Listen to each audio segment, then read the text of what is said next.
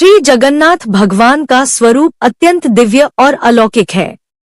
उनकी उपासना पंचजनी या पंचरथी रूप में होती है, जिसे श्री पंचजनी कहा जाता है। यह पंचजनी 5 प्रमुख स्वरूपों का संगम है, जो भगवत तत्व के गूढ़ रहस्यों और भक्तिमय परंपराओं का परिचय कराता है। ये 5 स्वरूप हैं: श्री जगन्नाथ, श्री बलभद्र, श्री सुभद्रा, सुदर्शन चक्र और नीलमाधव। 1 श्री जगन्नाथ भगवान विष्णु या श्री कृष्ण का मुख्य स्वरूप। उनका रूप विशाल नेत्रों, बिना हाथ पैरों के प्रतीत होता है, जो उनके निराकार ब्रह्मा रूप का प्रतीक है। उनका काला रंग अनंत ब्रह्मांड और रहस्यात्मकता का द्योतक है। जगन्नाथ का अर्थ ही है जगत के नाथ।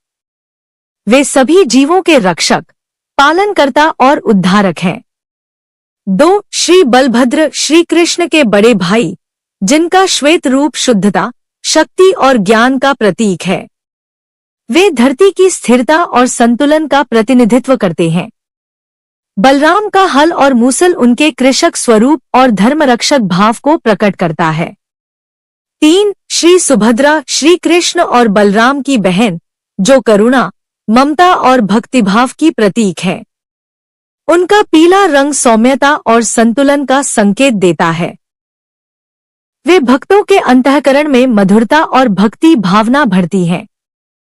4 सुदर्शन चक्र, यह भगवान विष्णु का चक्र रूप है, जो धर्म की रक्षा और अधर्म के विनाश का संकेत देता है।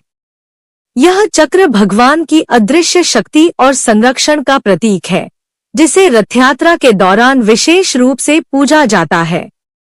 5 नीलमाधव, यह रूप भगवान विष्णु के सबसे प्राचीन विग्रहों में से एक माना जाता है। पुरी में जगन्नाथ मंदिर बनने से पहले नीलमाधव की पूजा की जाती थी। यह रूप अदृश्य और अनश्वर परमात्मा का संकेत है।